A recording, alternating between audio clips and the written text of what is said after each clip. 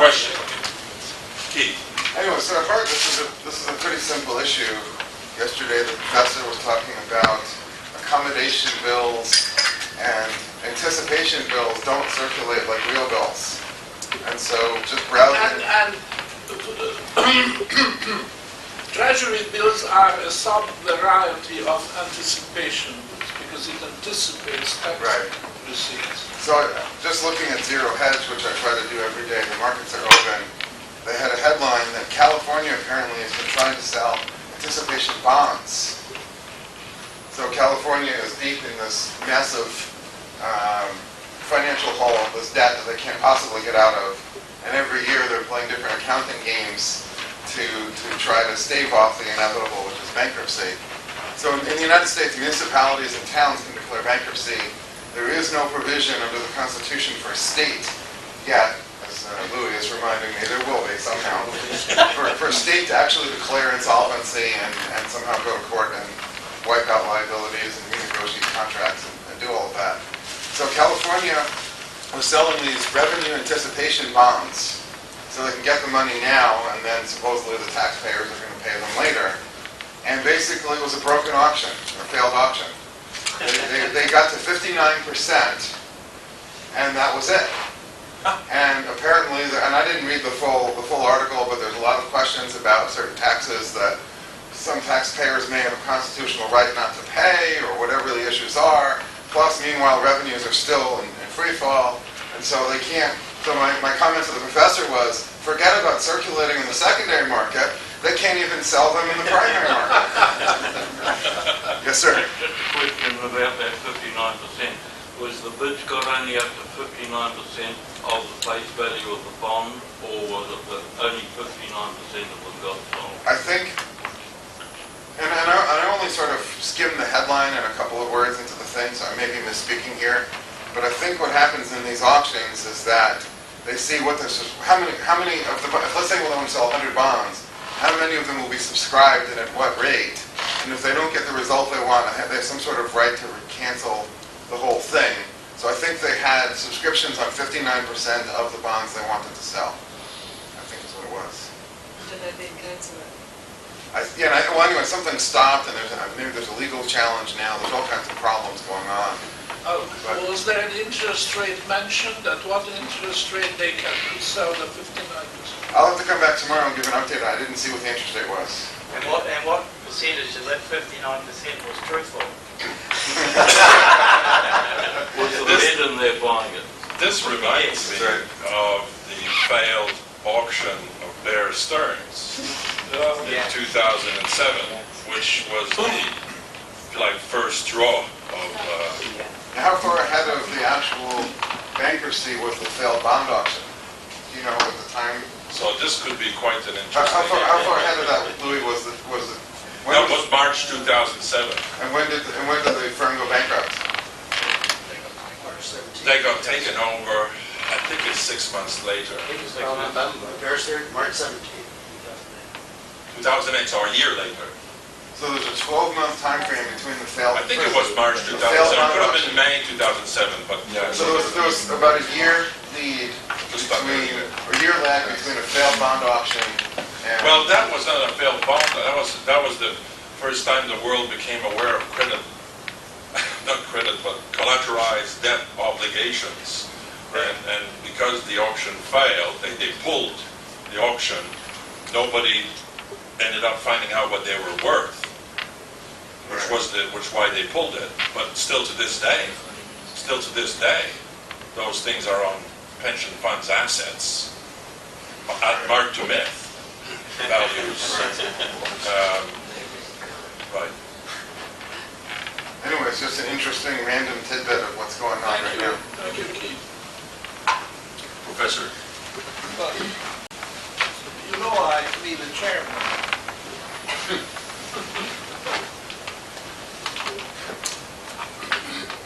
So let's start with questions, and if I have a chance to slip in a little bit on the euro, I will. Okay. So start. If we take all of the free trade arguments at face value, ignoring all the coercions and involved in modern implementation. Could we just say if we had an honest gold standard with real bills, poof, there's international free trade? Well, ideally, yes. But let's assume this is too much all at once. I think if there is a trend toward free trade, there should be a willingness. Now, of course, governments pay lip service. They all want free trade, but it comes down to the actual facts that they are very far from it.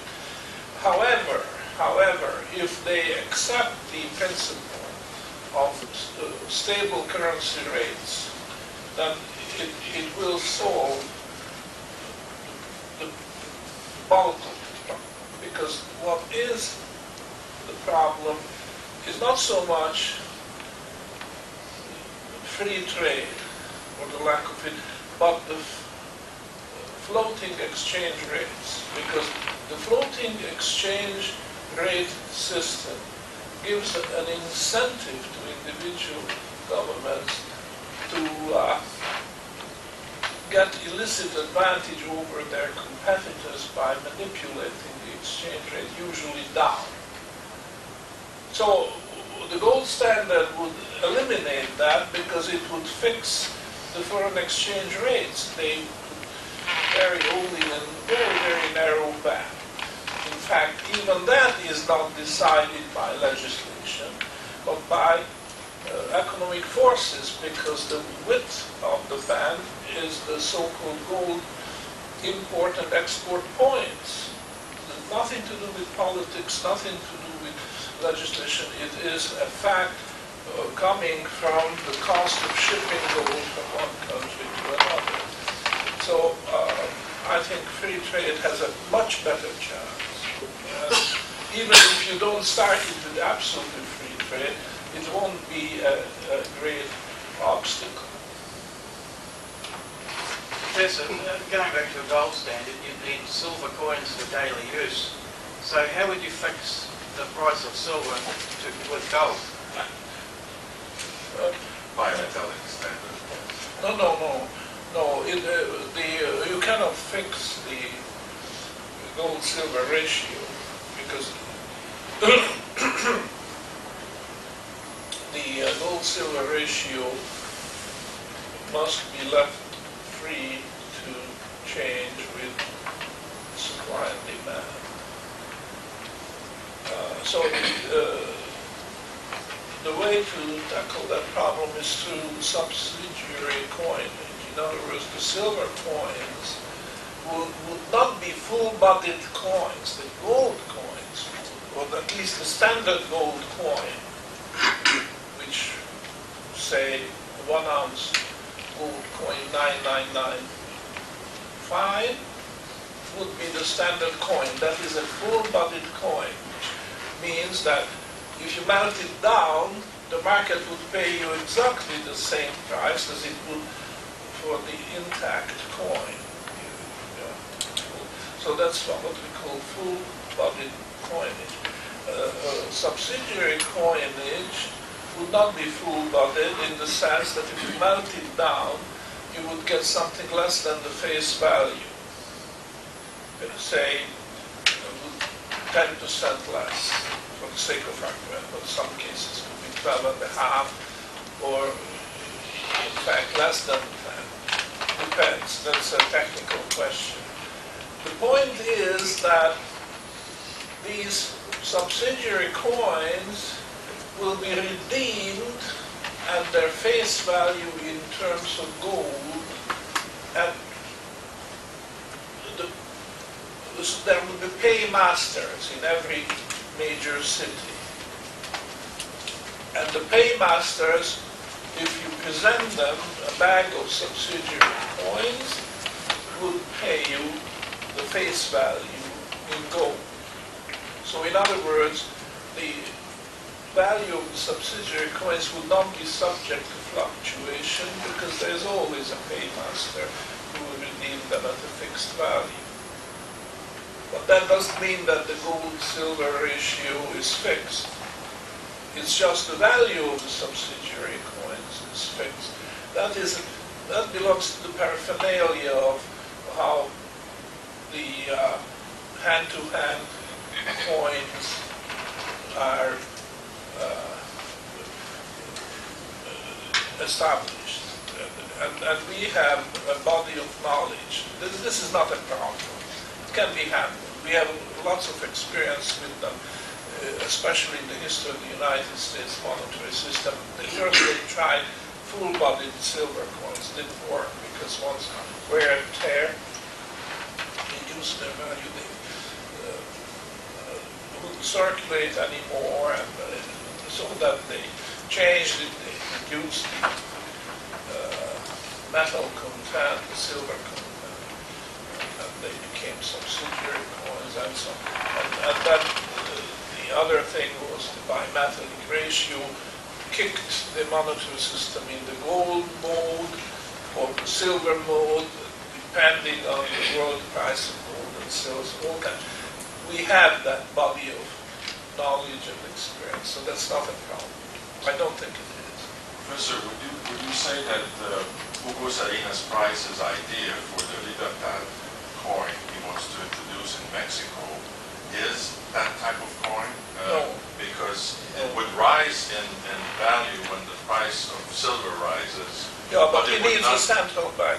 You see, I'm sorry to say that, and I hope it won't go beyond that meeting, but I have to say privately that I'm very critical about the scheme, but I am not going to publicize it because I respect Hugo Salinas very highly, and I don't want to offend him. And I don't, but you see, he is hoping that his Libertad coin will be circulated. But I don't think it will, because you see, he's criticizing the central bank of Mexico on the wrong ground. He's criticizing that the central bank will not agree with him that if the silver price goes up, then they should change their buy price of silver and never drop it back. Now, silver price may drop back. In fact, in 1980, the silver price went to $45 or even higher. Okay. Now, suppose the scheme was enforced at that time, that the Bank of Mexico would have to raise the silver price to $45. And believe it or not, the silver price dropped back as far as $2-3. But the Bank of Mexico was still under legal obligation to buy silver, buy back the Libertad coins at $45. Now, this just won't work. Okay, so it's not a subsidiary coin, it's another No, idea. it's not. Yes, you I want just to... want to add that the key, the full-bodied coin is it. And as long as the melt value of the subsidiary coins is a little bit less, somewhat, 10, 15, 12%, nobody's tempted to melt it down for its so-called intrinsic value. Does that make sense? The silver subsidiary coin, if melted down, would be worth less than, so there's no temptation to do that. Whereas in the bimetallic system, this wasn't there. No, that's right. So, the bimetallic system, I think this is not controversial. It's accepted by everybody to the fact that the bimetallic system is not viable. Well, let's hope it is accepted by all those who are in a position to make the decision on that for all of us. But I agree with you. Another question? Yes. Under a gold standard, what would that severely curtail the derivative market, which seems to me to be completely out of hand at present? The Derivative market. on precious metal? Well, no, derivatives, full stop. Oh, derivative. Yeah, that's right. I mean, such a construction would have never, ever arisen under anything but the Fiat money system. I mean, it's insane. It's just insane. And it arose because the U.S. Treasury and the Federal Reserve have a vested interest in creating an infinite demand for dollars. If the demand for dollars was not infinite, as the first signs are appearing that it's not, then the system collapses, and they know this. So they allow and even encourage the derivative tower to grow and keep growing, because that is the way to create an artificial demand, approximating infinite demand for dollars. The Federal Reserve knows. If that demand collapsed for any reason, such as, for instance, legislation was brought in to control, that's why there are no controls on derivatives. There are controls on everything, right? I mean, Greenspan was the strongest advocate for letting credit derivatives, interest rate derivatives, all derivatives related to the bond market and with money, they debt, unregulated. They even advertise it as the manifestation of free markets. You have to give the freedom to the traders if they think this is needed, these derivatives, very exotic ones, some of them. And you just have to have them. And any regulation, now why? You ask yourself, why? Because they realize, Greenspan and Geithner and Bernanke and all the others realized that if there was no infinite demand for dollars, then the system would just collapse like a pricked balloon. And they do need that infinite demand. That's the explanation for the derivative demand. Now, under the gold standard, this wouldn't happen. It just wouldn't happen. It's insane. It's just insane. I mean, Would it be possible, just give me a thought that, given that we are certainly in the habit of buying options or futures or hedging various financial risks, and it's a very established practice, and those who do it are firmly of the opinion or belief that it does protect them, and it can over temporary periods of time. Do you envisage a derivative market similar to that on gold or on the real bills, or? Well, no, and for a very, very simple reason. Okay. Now, today, not only we have derivatives on interest rates and bond values and this and that, but we also have derivatives on foreign exchange, right? And why? Because foreign exchange are very, very volatile. And the more volatile they are, the more profit opportunity arises. And if that creates even more volatility, you see, the standard theory says that speculation will diminish volatility. And this is true, but only for risks created by nature. So all the agricultural future markets behave that way. You allow speculative money to come in and volatility diminishes. That's standard theory. The mistake that economic science has made was that they failed to make the distinction between risks created by nature on the one hand and risks created by man.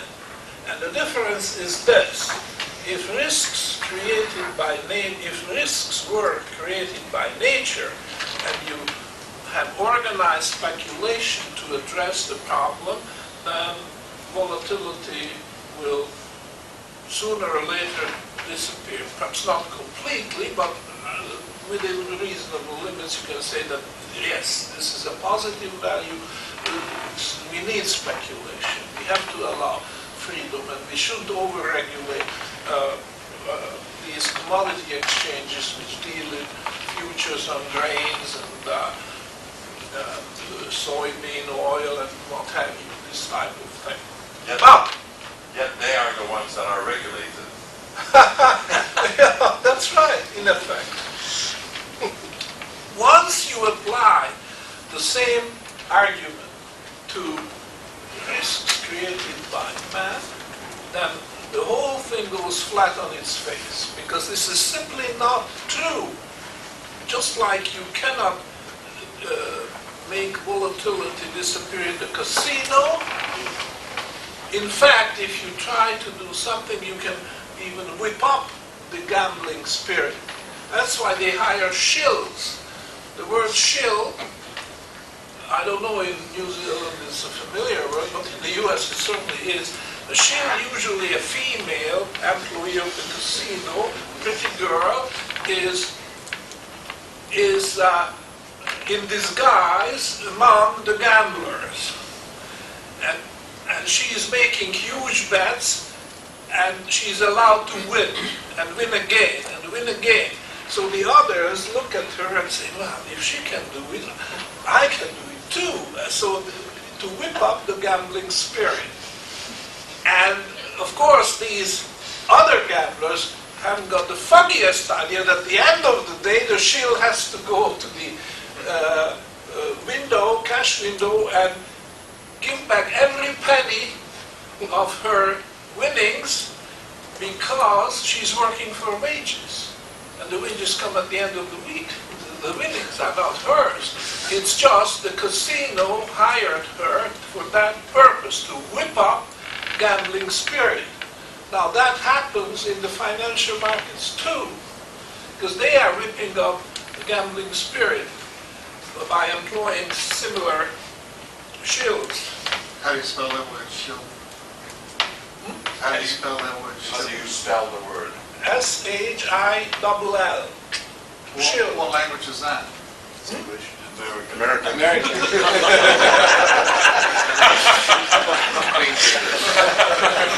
that word a new name. Yes. The casinos also have them sitting in poker games to stimulate action. Well, they don't influence the fall of the cards or whatever, and they're allowed to play, but we all might be sitting there tight and not venturing much money, but then they give the surge in the betting. Of course, then you have to follow suit, raise or fold. So the shill does generate action, and because the house takes usually about a 10% rake of the pot of the winner, bingo, the house gets paid back. There's nothing easier to gamble someone else's money, which is what I would argue many fund managers are doing. But question. Well, maybe you can talk about the euro. Okay, but before I do, I want to come back to this point that you've got to make a distinction between the risks created by nature and the risks created by man. And just imagine the ignorance which exists in economics. And I could mention names, Samuel, yeah, Paul Samuel. His economics, the textbook, had some 20 editions. He was revising it year after year because, of course, once there's a revised edition, and if you were a university try to use an older edition, then you would look as being out of date. So everybody, the students couldn't sell their second-hand copies to the next class coming after, because Samuelson revised his edition, and you had to have the most up-to-date one. Now, Samuelson went on record when they introduced first bond futures and even futures on treasury bills in Chicago, Board of Trade, and in New York, the commodity markets. You see, the word commodity market survived, but their main business was no longer commodities, it was financial instruments. So you see the subtle thing that the first idea of speculation was good for society as a whole, speculation on agricultural commodities. And then they brought in copper futures. Now this was no longer as good because copper was not really exposed to the natural forces the same way as agricultural crops were. But it could still pass that, okay, this is commodities and there is a role to play to introduce copper futures or aluminum futures or any other base metal futures.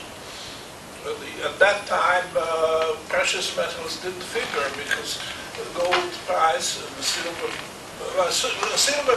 was introduced because silver price was fluctuating ever since 19th century, I think 1871 or something. So there were silver futures, but no gold futures because the price of gold was fixed at 35. But the big thing came when they brought in interest rate futures, so bond futures, futures on bills, etc., and foreign exchange. You see, this, the subtle thing, how the economics profession just said, well, we have a theory, it's worked out, it's signed, sealed, and delivered, it's all there. That speculation is going to eliminate volatility. You can't question that. If you do question, you're out of your mind. You're challenging scientific authority.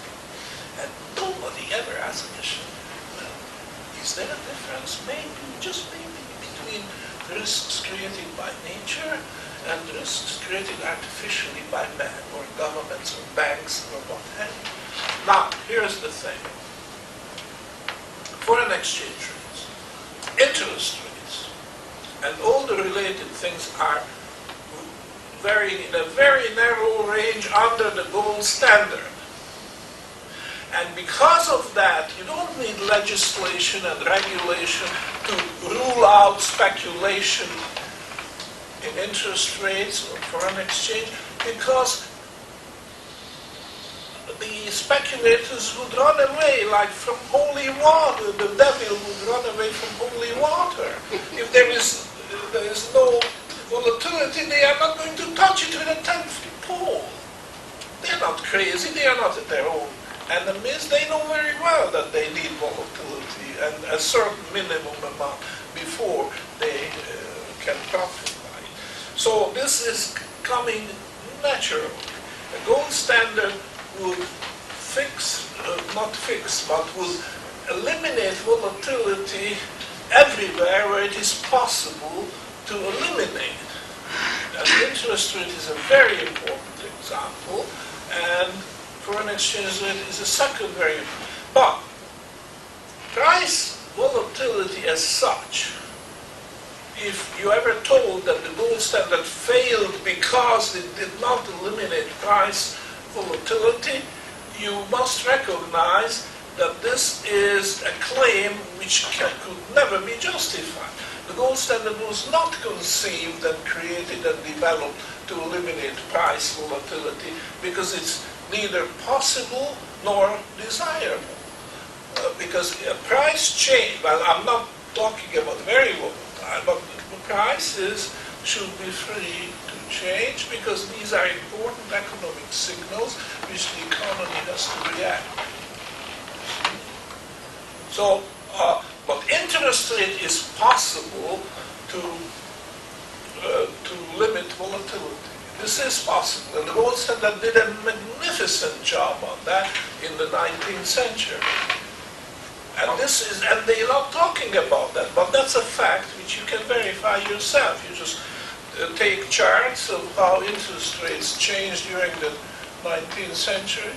my textbooks, when I studied to become an actuary, had tables in the back that had all these present values, future values, or whatever that we needed related to different interest rates. And the band of interest rates went from 2% to 4%. It was 2.1, 2.2, 2.3. Very useful today. So that's the thing. Yes, of course, but that's why the interest rates were quite stable under those. Yeah. Now this country is different. They were not, but that was meant not to be. You see, that this country would take all the brunt of volatility. That's different. That's very different. Interest rate is savings. Yeah, savings. Or capital, Or capital. generated out of saving. Out of savings. Discount rate is short-term. And having to do with consumption. Consumption. Not with saving, consumption. Delivering And that can be volatile, and this is, you might say, by design, and it's not harmful, because the bill market is very well equipped to deal with the volatility of this country. I realize there may be more questions, but we have 15 minutes, and do you want to say a few words about the euro? Yeah, you want me to say something? Yes. All right. I perhaps mentioned that much already that Sit down now. yeah, please. I don't have much sympathy for the euro. And the euro was born in sin, the original sin. You see, I talked today, as you heard me, a lot about the failure of economists, governments, banks, financial interests, and so on, to study the problem, the long-term consequences of throwing out, sabotaging, or eliminating the gold standard and the bill market. First, the bill market, and that, of course, was the death sentence of the gold standard. Now, there was lots and lots of time, because this happened, say, if you want to put the date on it, 1970, 71, when Nixon closed the gold window, a euphemism for defaulting on international gold obligations of the United States. And the euro was officially inaugurated in 2000, 1999, doesn't matter, but there was a 30-year period in between. Now that's, ladies and gentlemen, plenty of time for scientists to sit down and evaluate the history and look at the so-called benefits which the elimination of the gold standard and real bill financing of world trade supposedly meant. Or, if it was beneficial, then they should break down the settlements. 30 years. This, for science today, is plenty of time to study in a detached way. I mean, I can see that in a panic situation, scientists cannot work very well. When all the financial markets are in panic and huge amounts of foreign exchange is moving crossing the border, there's hot money, there is bond speculation, there is all kinds of, there are defaults, there are firms are collapsing. I can understand that under such circumstances, scientists cannot do a proper job in studying in an detached way the problem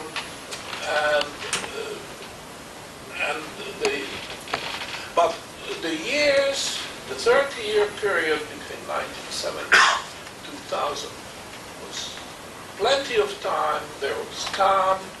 I mean, the markets were turbulent because foreign exchange, if you look at all the charts, you will see that prices started much greater volatility, interest rates, And you might say that it was a different environment, but it's all the more reason you should have studied them. But certainly it's a long enough period to have this research to be done, to evaluate the merits and demerits of the fiat money system. And they failed to do that. And in fact, they introduced the euro without studying this question. And you can't even say that the US Treasury put pressure on the European countries to do it. In fact, in the United States, they did not look favorably at the euro scheme as it was being planned. Why not? Because it meant a competition for the dollar, any competition. The dollar was shaky as it was. It didn't need competition because that would mean a dollar would be even shakier. So there was zero encouragement from the United States for the European countries to introduce the euro. Now you can blame the Americans for a lot of things. You cannot blame them for the euro. Now there was a French economist by the name Jacques Rueff.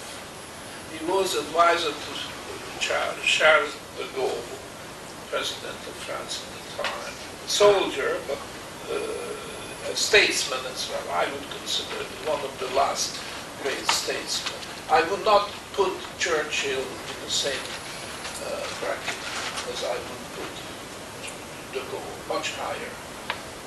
Literally, perhaps the last Mohican, the last real statement as we have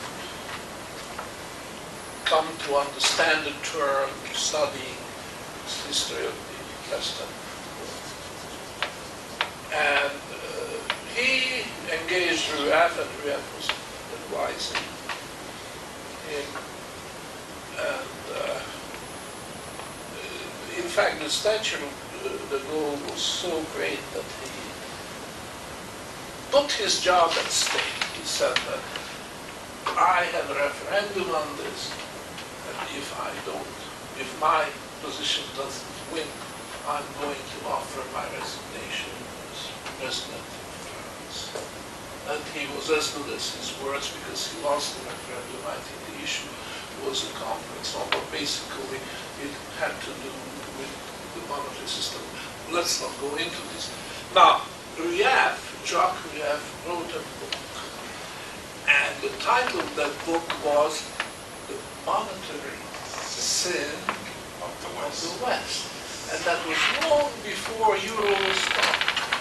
So the warning was there that you have sinned, meaning the Western European countries have sinned. And they should sit down and think about it. And they should be penitent. They should admit their sin. And what did the European countries do? Not only they went on sinning, but they created the world's first and only artificial fiat currency.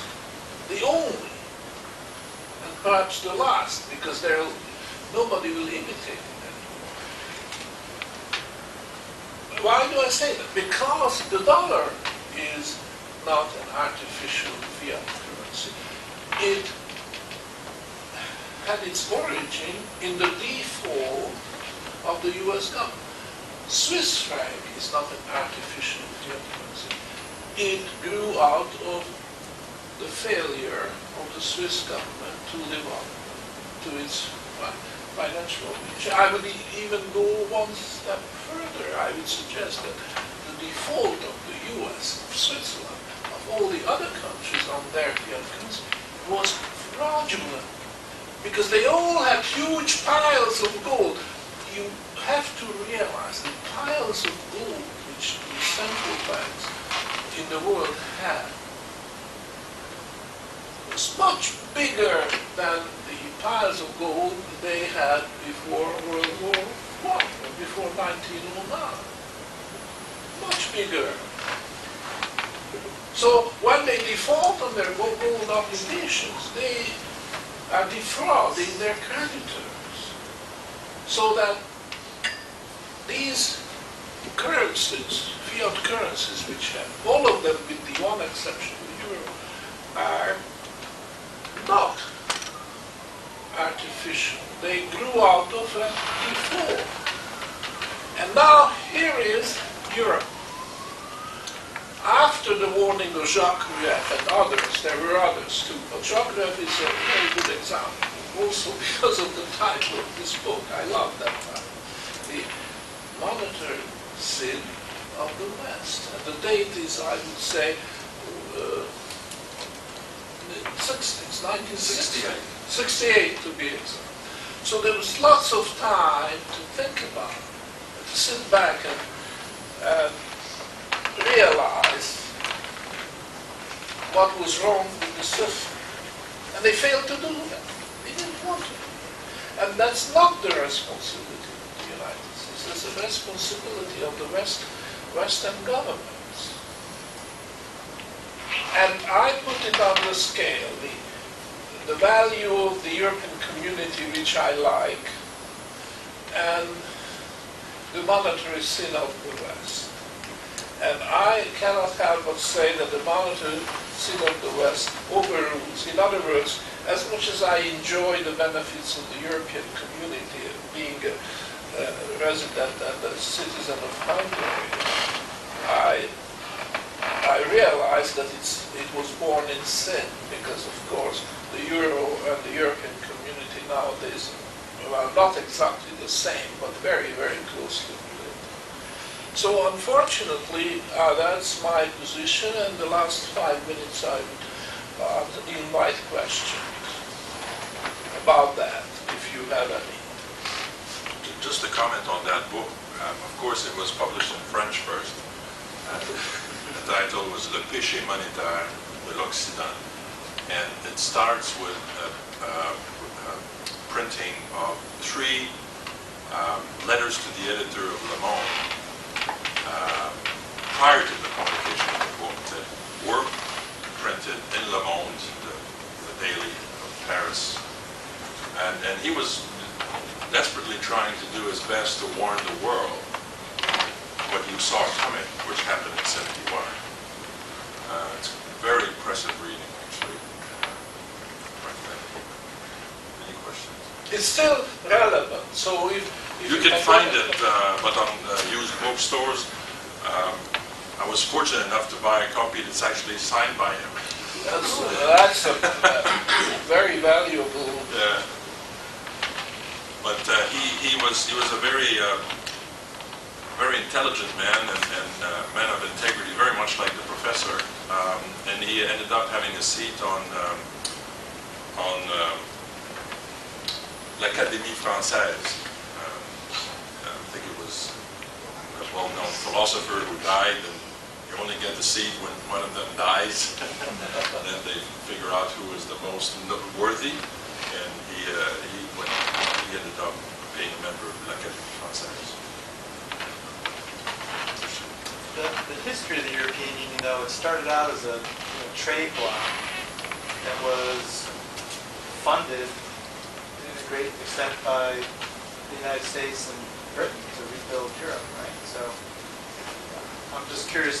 I think the United States did have some hand in the creation of the euro, and that they were actively trying to create the common market by underwriting it in its early days through the coal and steel arrangement they had, and then moved down. So He is suggesting that perhaps the United States did have a hand in the creation of the euro. In a positive sense? In a positive sense, or in a Marshall Well, I think that the Marshall Plan was, the intent of the Marshall Plan was to create a European Union with a common currency. In the United States, that was the Marshall Plan. Oh, but if you look at the dates, I mean, the Marshall Plan was initiated in 1945, or thereabouts. And here we are talking about late 1990s, or at least, well, say 1990. So there was almost half a century between the two events. So I don't But if think... you look at the people that were working to create that iron and steel community, or the coal and steel communities, you know. Oh yeah, that's right. There That's are true. quotes from that time saying their vision was a common union with a common currency. Yeah, but it's far-fetched to suggest that this meant an encouragement to Europe to introduce a currency in competition with the dollar. It's too far-fetched. And we are talking about the creation of the euro. Of course, you are right. The European community has its origin in this coal and steel and whatever kind of cartel, which the United States could have opposed, but it didn't. And it did it in a charitable way because the European industry was prostrate, was pretty well in ruins in almost all countries. And the United States was trying to encourage a recovery and reconstruction.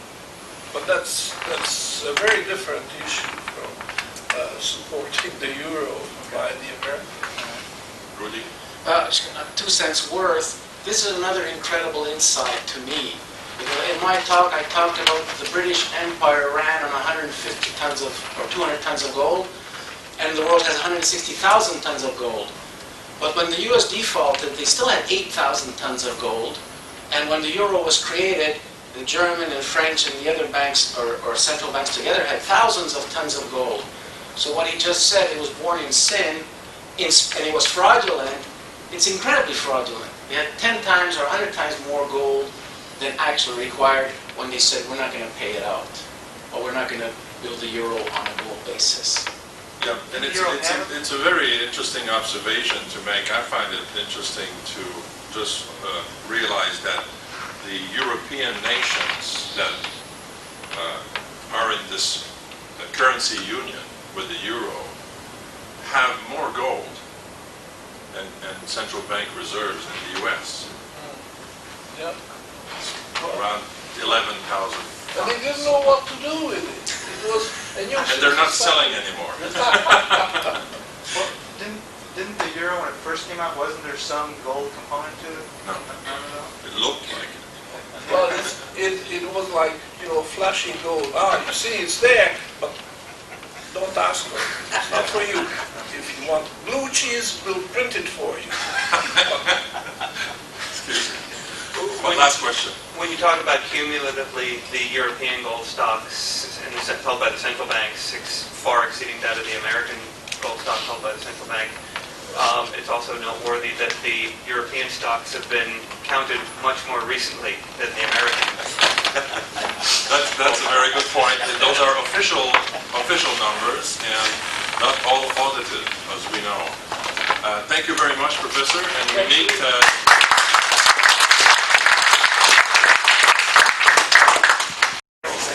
Good afternoon for what may well be mostly an impromptu session this afternoon with the Real Bills in Circulation play. But before we go into that and make fools of ourselves, Julian Darby would like to say a few words about the group of economics students and economists that he's organized and where the professor gave a lecture on Tuesday evening. So Julian. Yes, well, again, thanks for coming to New Zealand and talking about sound money. I know that it's wonderful also to have you here at the University of Auckland, a university that hopefully very rarely do you hear these type of ideas, and certainly to hear at the University of Auckland. It's a wonderful business school, and and certainly wonderful buildings. So I hope you've enjoyed your time. When we, as you saw, it's pretty interesting events we hold here every week or so on economics, and a few of you were at the event on Tuesday night. Some of you have asked for a copy of the family tree, which we completed.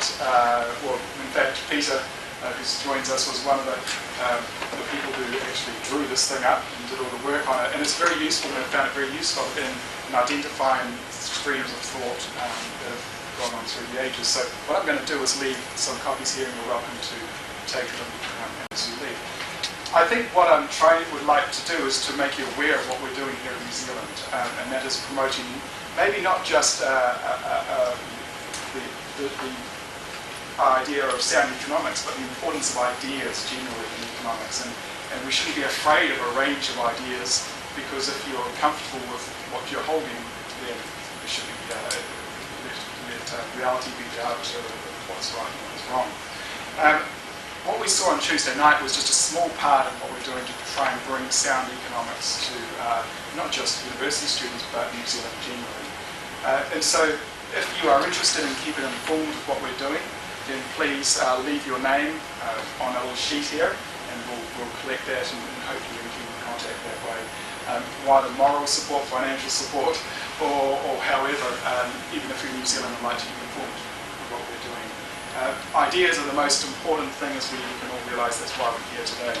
And if we're to change the culture, not just in academia, but more broadly, then we must get good ideas amongst university students even more broadly. So hopefully you can join us as we take this journey, because we've got a big job ahead of all of us. So I'll leave these aside, and hopefully we can keep in touch with you through time. That's Julian.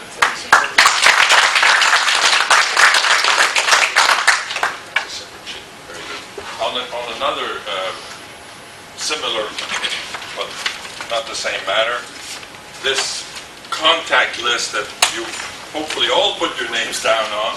If not, I'm just reminding you, if you wish to be contacted as part of this group after the week, if you haven't yet put your contact details, that's there as well. Okay.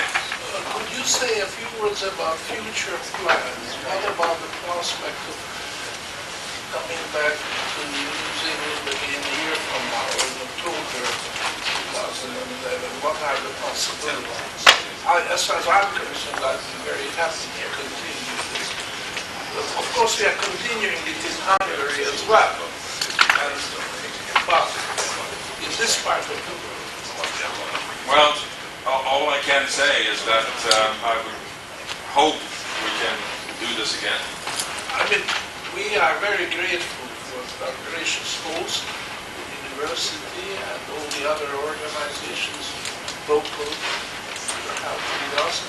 And when you write your report, you might just say that we would be happy to continue on similar terms, taking any wish what they may have into account. So just to let people know are present, if you'd like to continue this, there is a chance. Yes. There's no firm commitment. It's too early to make any commitment, but the willingness is there, at least on our part. Let's hope that the world doesn't come to an end between now and next year. And if that's the case, then I certainly would be more than happy to organize a similar event around about the same time, maybe a bit earlier. The thing is, with the university, this would not be available any earlier, would it, Julia? It depends on how early you book. Depends on how early we book. What's the break? Is it summer break going on? This week. Yeah. Because So the we just finished. The term ends on, second week of November. yeah, roughly. So you need to start the Mount Eden Society. Right, we could, I guess, use an alternate venue, but then if we want to come back here, I think that's what we have to keep in mind. Oh, this was so wonderful. I've never seen any state-of-art university and the facilities, lecture rooms, whiteboards, and all this fantastic. Have to come to the Antipodes for it.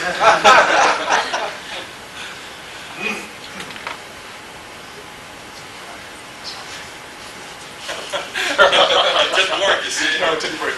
So shall we accept the play? So all the participants in this impromptu play, please come forward.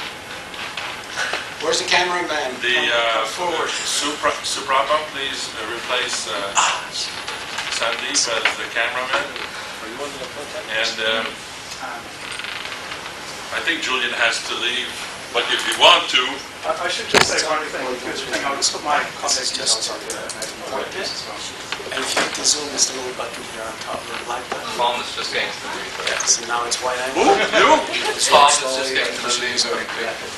The baker is leaving. And I should also say one thing, if you want to keep in touch with what's happening in New Zealand, certainly on an idea about sound economics, then there is the best blog in the world is actually generated from this city by PC here is very an advocate of sound economics. So I'm going to put up this pc.blogspot.com. It gives you a blogspot.com. So you see a lot of sound economics on that blog.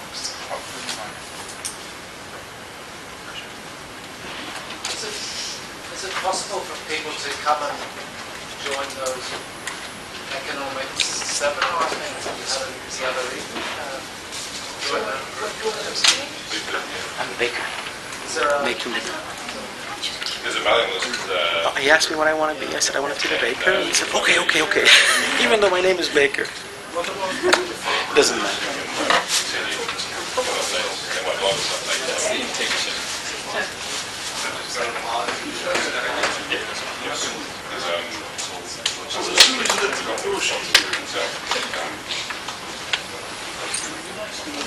We need one volunteer. Keith volunteered.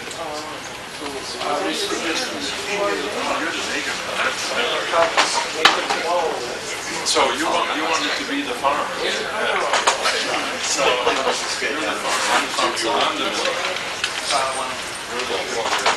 No, you are. I know. I think he's a better baker. Short straw. You're the ultimate consumer. Right? You're the ultimate consumer. You've got the gold bar. He doesn't want to spend it. We have to entice it from him. Nice bread. Look, smell it. Okay. Here are the roles. This is the real. We'll have the highway in heaven represented by us, starting with the farmer who grows the wheat. I'm the miller. He's the baker, despite my surname being Baker in French.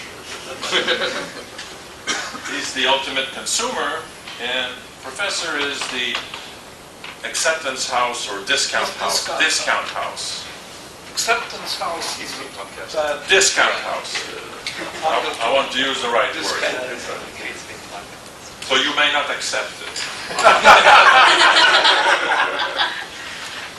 So we need a piece of paper that we will actually... Oh, that's a very short, small piece of paper, but that can work. Not going to work. What about portrait? No, but it starts. No. It starts here. He's the baker. Who is the baker? Yeah. I starts with No, me, it starts with you. Yeah. Okay. You deliver. Imagine a wheelbarrow. No, he's the farmer. He's the farmer. No. Oh, okay. Well, you see, there are two journeys here. One is the merchandise to the ultimate consumer, but there is another one of the paper going in the opposite direction.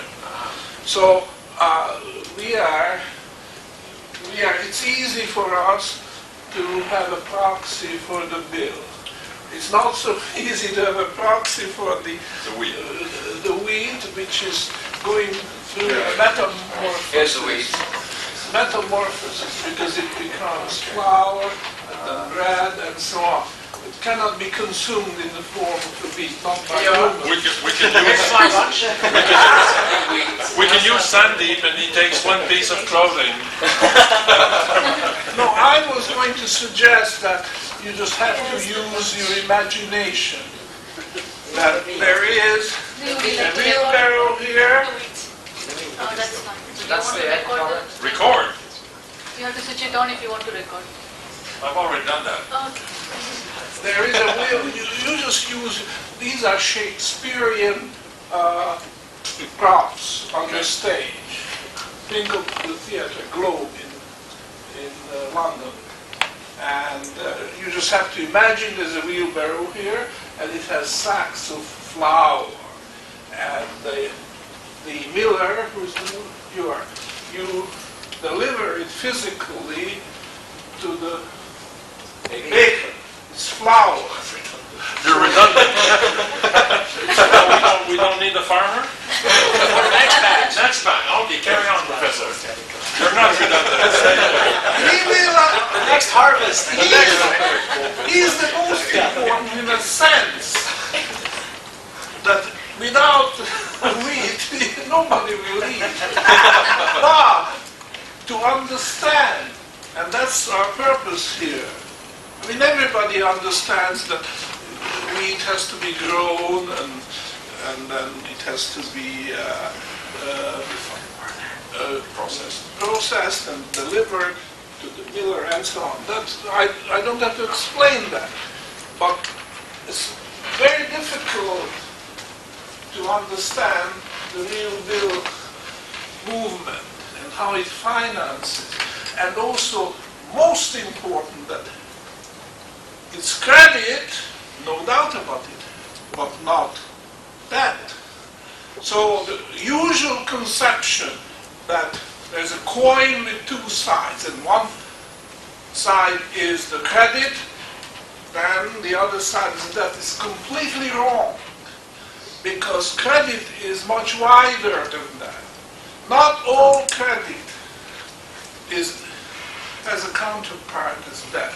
Because when the credit arises out of consumption, because there is a need for this guy to eat, to maintain his strength and weight.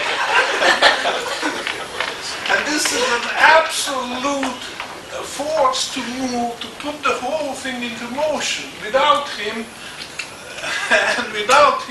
there would be, but the fact is that he has a demand, and it's a daily demand, and very important, and so on. It will put this whole thing into motion, so commercial credit arises out of consumption. And because of that, it would be wrong to say that this credit has an other side, which is that. It would be completely wrong. You just have to tear it out of your mind. Because commercial credit is not that. And I will come back to this. So, here we are. You deliver your flour. Any bugs in it? Plenty. The last time I bought that stuff from you, remember those bugs in there? Make sure it's nice and clean. No extra charge. Been weighed? Good? Now try to squeeze gold coin out of this guy here. Can you pay me? Well, I can pay you 1/10. 10% now balance in 90 days. No, that's not. So, No, you are not. You may not take it back. This guy has no gold coin. Also, No gold coin, period. It's Look. this guy who has the gold coin, the consumer. So you have to bill him. You Okay. write an invoice.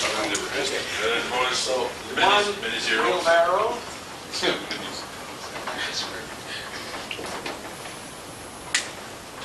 Of clean wheat, right? And you specify the weight, the fineness of the flour, Yeah. the physical location. This is all registered on the bill. very, And it's white, Right. right? And it's good stuff. It's not for that. just like FOB is. FOB my Is anybody familiar with what FOB means? free on board. Free on board. So, you know, the bill has to say where the thing is located. And if it's a long distance to deliver it, then you better attach the insurance documents that the merchandise is insured by a third party, the insurance company, which in the case the wheelbarrow turns upside down and the flour is spoiled, then the insurance company will cover the loss. So just attach the insurance document to this. And, AIG insured this? Okay, I'll put Real insurance. insurance, no AG. All this information is registered, and most important is the face value in dollars. Oh, it's there, and the date, the due date. Okay, this is very, very important. The others should be there, but the most important is face value of the bill. and his name and my name. Oh, well, you have to sign. He has to sign. No, well, you issue the bill. Issued by? You issue, it's an invoice. I issue the bill. I issue So the bill. the guy Miller. who delivers the goods is, Drawing the bill. and signs it. I draw the bill. You draw the Sign bill, it. sign it, and you will not leave your merchandise there unless he writes, I accept, and another color. Get another color. Get a red color. Yeah, red. Across the face of the bill, you write, I accept.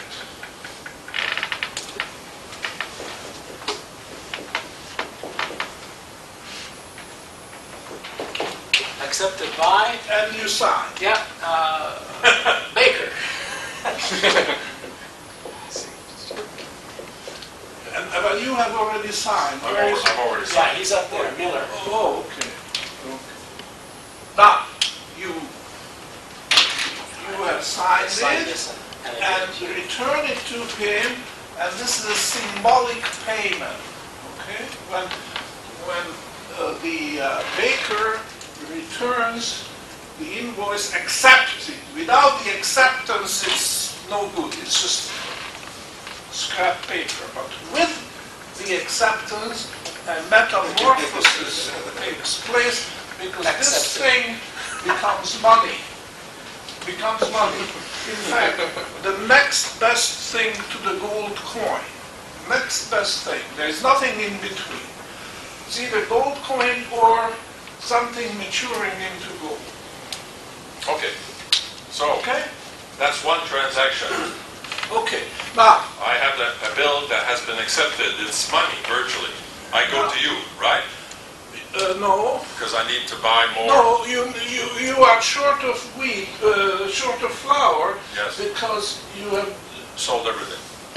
well, not everything, but you have to replenish your stock of Yes. wheat. So you go to him. No other farmer? Start, No So I show him this bill. I said, look, this good, a good baker accepted he this. will show a little bit of resistance. A farmer is always suspicious about tricks. I'd like to buy some more wheat from you. Do you accept my Okay. my real bill? Okay, I do.